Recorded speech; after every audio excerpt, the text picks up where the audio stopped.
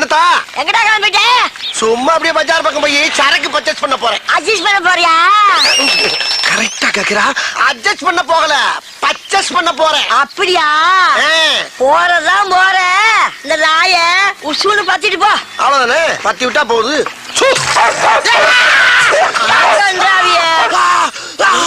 அடிச்சிருச்சு ஒன்னையுமாவா? அப்ப இதுக்கு முன்னால எத்தனை பேரை கடிச்சிருக்கு? இந்த மாசம் பூரா 30 பேரை கடிச்சு தொலைஞ்சிச்சு இந்த மூடாவி. 30 பேரையா? அடி சிரிக்கி மக சிரிக்கி. 30 பேரை கடிச்சு தெரிஞ்சு மறுபடியும் என்ன சூன்னு சொல்ல சொன்ன? கருப்பா இருக்கிறத கடிக்காதுன்னு நினைச்சு சொன்னேன். கருப்பா இருக்கவன கடிக்காதா? அதையே சொன்ன? அடி சிரிக்கி மக கிறுக்கி. நாய்க்கு கரிதாண்டி முக்கியம், கருப்பு சோப்பா முக்கியம்.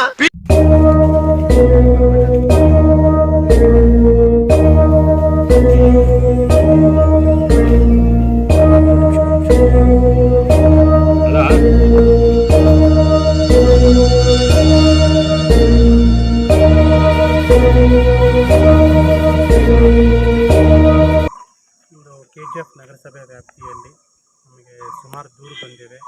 ನಾಯಿಗಳ ಸಂಖ್ಯೆ ತುಂಬ ಹೆಚ್ಚಾಗಿದೆ, ಅದರಿಂದ ಜನಸಾಮಾನ್ಯರಿಗೆ ತೊಂದರೆ ಆಗ್ತಿದೆ ಅಂತ. ಇದನ್ನು ಮನಗಂಡು ನಾವು 15ನೇ ಹಣಕಾಸು ಯೋಜನೆ ಅಡಿಯಲ್ಲಿ ಸಂತಾನ ಚಿಕಿತ್ಸೆ ಏನು ABC ಅಂತೀವಿ, ಅನಿಮಲ್ ಬರ್ತ್ ಕಂಟ್ರೋಲ್ ಕಾರ್ಯಕ್ರಮದ ಅಡಿಯಲ್ಲಿ ಈಗಾಗಲೇ ನಾಯಿಗಳನ್ನು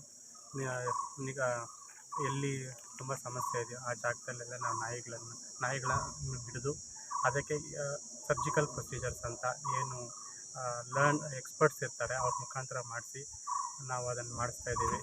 ಜನರಿಗೆ ಯಾವುದೇ ರೀತಿಯಲ್ಲಿ ತೊಂದರೆ ಬಂದರೂ ಅಥವಾ ಅಲ್ಲಿ ಮಲ್ಟಿಪ್ಲಿಕೇಶನ್ ಆಫ್ ನಾಯಿಗಳು ತುಂಬ ಹೆಚ್ಚಿದೆ ಅಂತ ತಮ್ಮ ಮನಗಂಡಲ್ಲಿ ನಮಗೆ ನಗರಸಭೆಗೆ ತಾವು ಕಾಂಟ್ಯಾಕ್ಟ್ ಮಾಡಿದ್ರೆ ನಾವು ತಮಗೆ ಅಸಿಸ್ಟ್ ಮಾಡ್ತೀವಿ. ಅದೇ ರೀತಿ ಸುಮಾರು ಒಂದು ವಾರದಿಂದ ಅನಿಮಲ್ ಲವರ್ಸ್ ಅಂತ ಏನಂತಾರೆ ಅವರಿಂದ ನಮಗೆ ದೂರು ಬರ್ತಾಯಿದೆ, ಇಲ್ಲ ನೀವು ನಾಯಿಗಳನ್ನ ಬೇರೆ ಕಡೆ ಸ್ಥಳಾಂತರ ಮಾಡ್ತೀರಂತ. ಅದು ರೂಲ್ಸ್ಗೆ ವಿರುದ್ಧವಾಗಿರುವಂಥದ್ದು.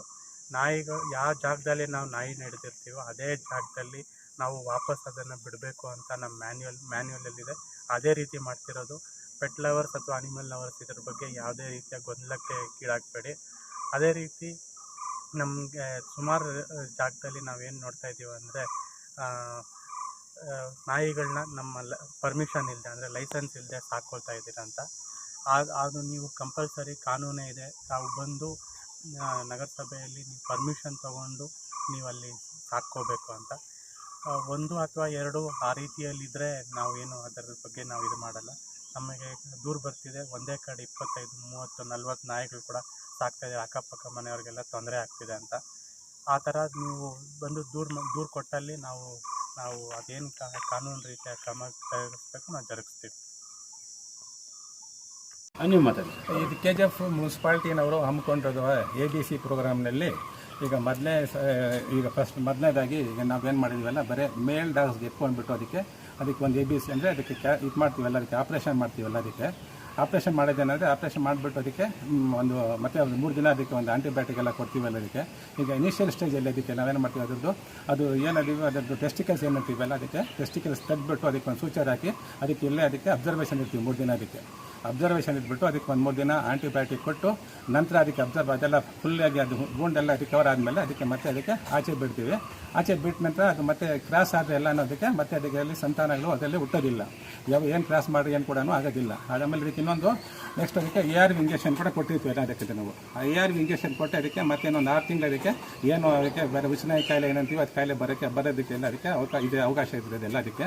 ಸೊ ಈ ಒಂದು ಪ್ರೋಗ್ರಾಮಲ್ಲಿ ನಾವು ಮೊದಲು ಆಲ್ರೆಡಿ ಒಂದು ಸಲ ಮಾಡಿದ್ದೀವಿ.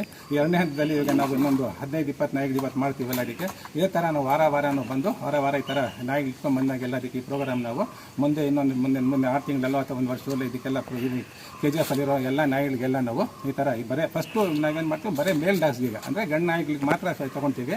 ನಂತರ ಬರ್ತಾ ಅದಕ್ಕೆ ನೆಕ್ಸ್ಟ್ ಒಂದು 4 ತಿಂಗಳ ನಂತರ ಬರೀ ಇವನ್ ಹೆಣ್ಣು ನಾಯಿಗಳು ಕೂಡ ಅಷ್ಟೇ ನಾವು ತೊಗೊಂಡ್ಬಿಟ್ಟು ಅದು ಕೂಡ ನಾವು ಸಂತಾನ ಚಿಕಿತ್ಸೆ ಮಾಡಿಬಿಟ್ಟು ಅದಕ್ಕೆ ಆಚೆ ಬಿಡೋಕ್ಕೆ ವ್ಯವಸ್ಥೆ ಮಾಡ್ತೀವಿ ಎಲ್ಲ ಅದಕ್ಕೆ. ಇದೆಲ್ಲ ಇದಕ್ಕೆ ಮುನ್ಸಿಪಾಲ್ಟಿನವರು ಭಾಳ ನಮಗೆ ಸಹಕಾರ ಕೊಡ್ತಿದ್ದಾರೆ. ಮುನ್ಸಿಪಾಲ್ಟಿ ಮತ್ತು ಬೇರೆಯವರೆಲ್ಲ ಇದೇನು ಸಂಸ್ಥೆ ಇದೆ, ನಗರಸಭೆ ಮತ್ತು ನಮಗೆ ಇವರು ಏನಿದ್ದಾರೆ ಎಲ್ಲರೂ ಭಾಳ ಸಹಕಾರ ಕೊಡ್ತಾರೆ. ಅವ್ರಿಗೆ நாவெல்ல ಧನ್ಯವಾದ ಹೇಳ್ಕೊಂಡಿದ್ದೀವಿ. தி குளோபல் அனிமல் ரெஸ்கியூ மூலமாக நாங்கள் இந்த நகரசபையில் டெண்டர் மூலிமா நாங்கள் வந்து 35 வார்டில் வந்து இப்போ வந்து 5 வார்டு பண்ணுக்கிறோம். 5 வார்டு ஆயிடுச்சு. நாளைக்கு 6வது வாரம் ஸ்டார்ட் பண்ண போகிறோம். இன்னும் ஒரு 4 நாளில் 6வது 7வது 8வது வாரம் ஸ்டார்ட் பண்ண போகிறோம். தெரு நாய் பிடிச்சி அதை ஆப்ரேஷன் பண்ணோம், மறுபடியும் ஸ்டார்ட் பண்ண போகிறோம். மறுபடியும் சர்ஜன் டாக்டருங்கெல்லாம் வந்து அது என்ன ஆகுதோ செஞ்சு நம்மளுக்கு கொடுத்துட்டு போகிறாங்க கோஆப்ரேட் பண்ணி. 5 வார்டுலையும் சேர்த்து 100 நாய் வரலாம் பண்ணிட்டுக்கிறோம். அதுக்கு தடுப்பூசியிலேருந்து எல்லாமே இயர்லி வேக்சின் எல்லாமே சேர்த்து நாங்கள் போட்டு பண்ணிகிட்டு இருக்கோம். நாங்கள் இன்னும் வந்து இருக்கிற மீதி பேலன்ஸ் எல்லாம் வந்து கிளியர் பண்ணிவிட்டு அது என்ன ஆகுது ஏபிசி அனிமல் பர்த் கண்ட்ரோல் அதுதான் பண்ணினுக்கிறோம். இது எத்தனை நாளைக்குள்ளே நீங்கள் முடிக்க போகிறீங்க இந்த ஆப்ரேஷன்? 35 வார்டில் பண்ணுறீங்க இல்லையா? இன்னும் 2 மந்த்தில் முடிச்சிருக்கோம். 35 வார்டும் கிளியர் ஆகிடுது. கிளியர் ஆகிடும். 2 மந்த்ஸ்க்குள்ளே நாங்கள் இன்னும் 35 வார்டும் கம்ப்ளீட்டாக கிளியர் பண்ணி கொடுத்துருவோம்.